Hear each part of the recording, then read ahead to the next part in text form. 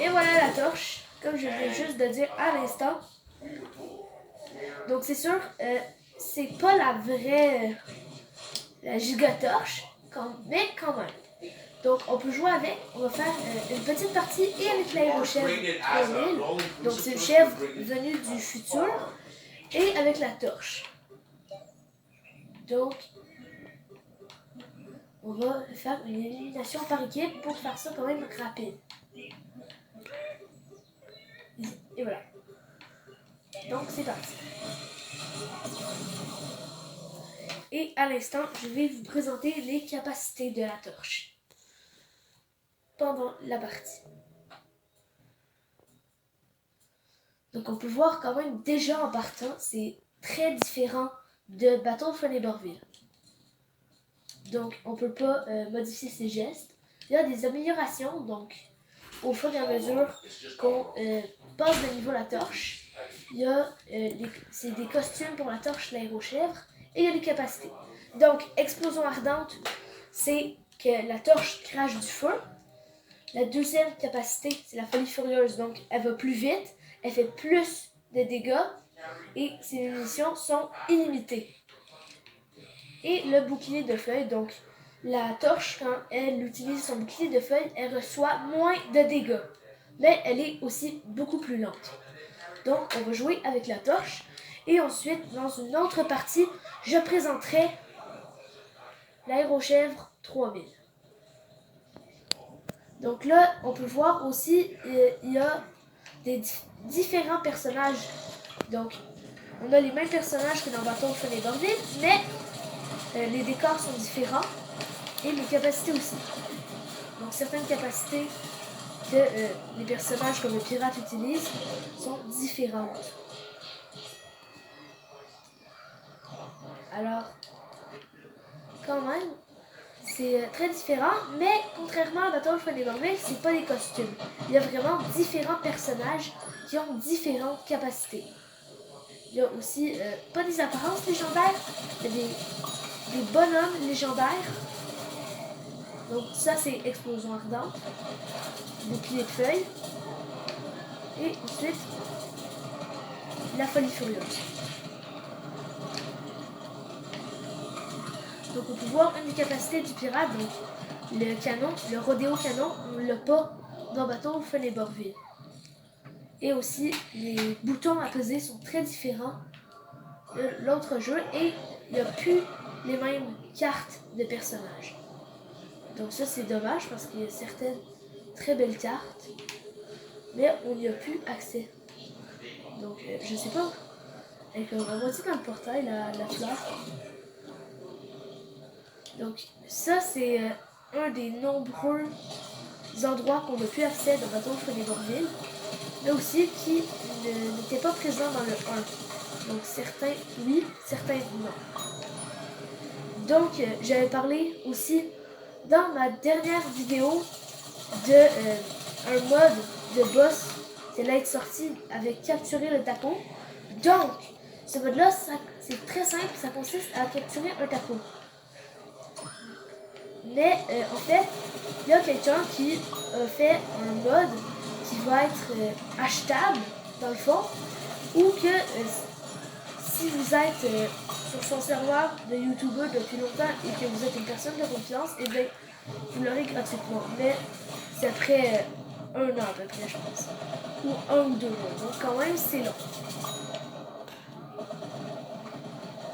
Donc l'arme principale de la torche, c'est différent des gros boss. Donc, dans l'autre boss, donc dans tous les cas, normalement, on voit la torche qui tire des projectiles de feu. Donc c'est exactement ça qu'il va avoir dans le mode de boss, sauf que cette torche-là, c'est la torche normale. Donc l'autre torche, c'est la gigatorche, le boss, mais la personne qui a fait le mode a fait a enlevé des points de vie dans le fond. Donc ça va pas être des boss à 1000 points de vie, ça va être des boss à 100 ou 200 points de vie. Donc pas vraiment plus que 250. Donc c'est quand même très différent. Juste avec cette torche-là, on a plus de points de vie que les autres personnages vont en avoir. Donc là, on va faire une partie avec l'aérochèvre 3000. Donc comme j'ai dit tout à l'heure, c'est comme une chèvre du futur. Donc les deux sont disponibles dans un univers nain que je montrerai dans une autre vidéo à part. Donc voici l'aérochèvre 3000. Donc c'est pareil que la torche, on ne peut pas changer les gestes. Il y a quand même des améliorations pour tous les personnages qu'on gagne en les montant de niveau. Donc ça reste pareil. L'aspect, ça reste des costumes. Et les capacités, on ne peut pas les changer parce qu'il n'y en a pas d'autres qui ont été créés jusqu'à maintenant. Donc ça, c'est qui permet d'aller plus vite. Bon, là, ma caméra est tombée, mais je l'ai rajustée. Donc, ça, c'est une autre carte à laquelle on n'a plus accès dans Battlefront Eberville. Donc, je vais montrer cette capacité.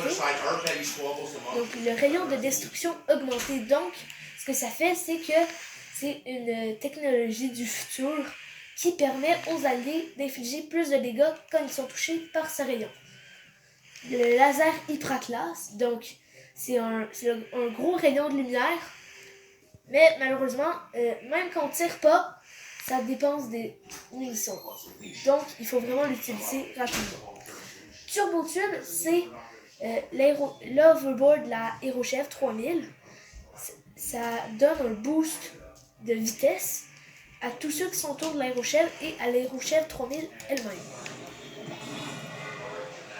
Donc tantôt, j'essaierai de montrer avec des alliés à côté.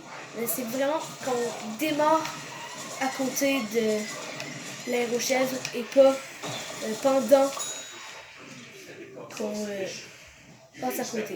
Donc ça, c'est le méga laser ultra classe. Donc on peut voir, même si je fais juste rester sur place, ça ne marche pas. Donc là, il y a beaucoup de cartes en fait qu'on n'a plus dans Battlefront Eberville. Donc je sais pas pourquoi ils les ont enlevées, mais ça reste que il y a eu d'autres cartes qui sont sorties. Donc peut-être que en fait leur idée c'était juste d'échanger des cartes. Par exemple, ce qui est dommage, c'est qu'ils n'ont pas remis l'Aérochef 3000 et la torche dans Battlefront Eberville. Donc là quand même je l'ai mis, j'ai monté la difficulté, donc ça reste que... Donc comme promis, on va faire une partie avec l'Aérochef 3000 sur centre aquatique. Donc après on fera un petit pack opening, donc de 35 000 pièces. D'un coup qu'on ait une vignette légendaire. Parce qu'il m'en manque quand même quelques-unes. Donc voici l'Aérochef 3000.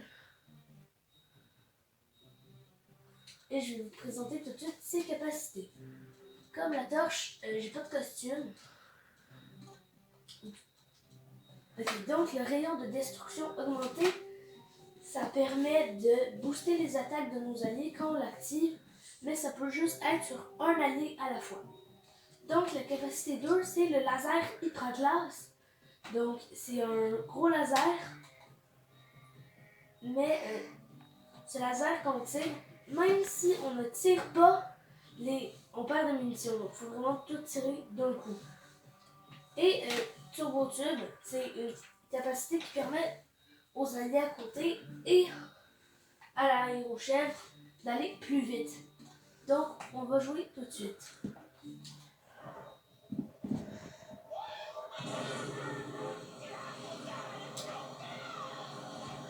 Donc ça, c'est Turbotube.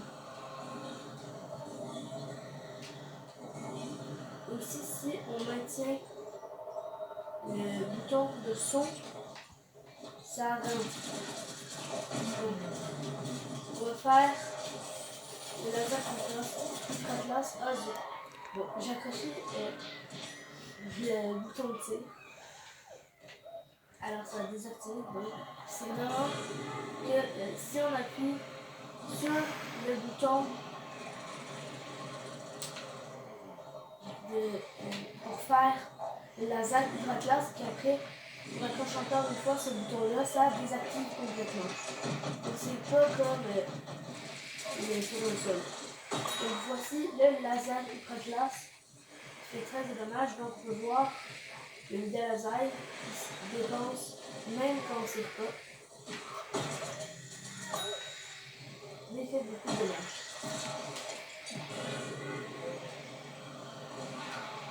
Donc, touche, j'ai un allié qui est encore en vie. Hein. Je ferai le rayon de destruction de mon vie. Sauf si je m'en rends. Comme juste là à l'instant.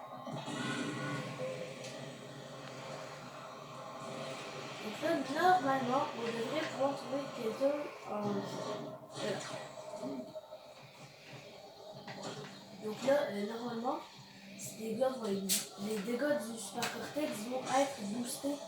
Je ne sais pas de combien exactement, mais il me semble que c'est quand même beaucoup.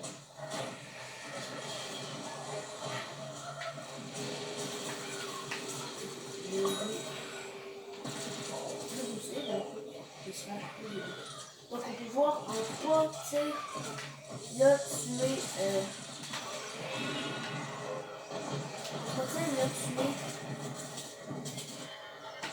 le mordeur.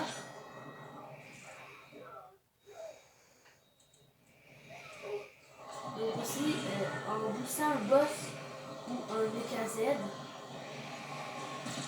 ça va vraiment booster les dégâts.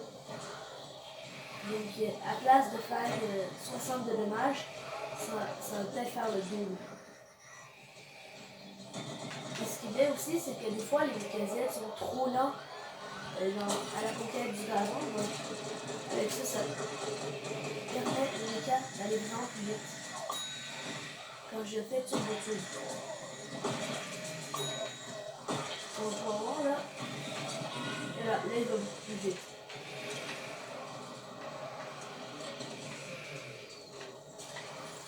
Mais il faut vite.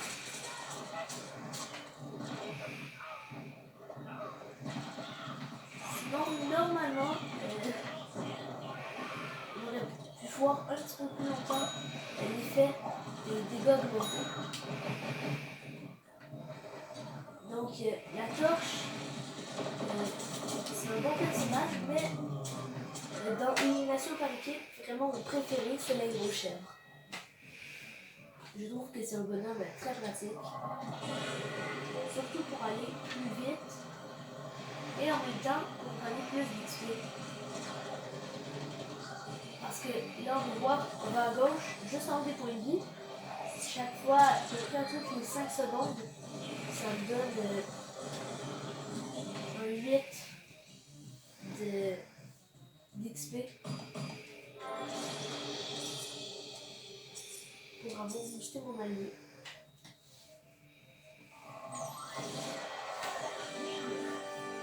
Et voilà, donc ça c'est les 2 gestes de la prochaine 3 minutes.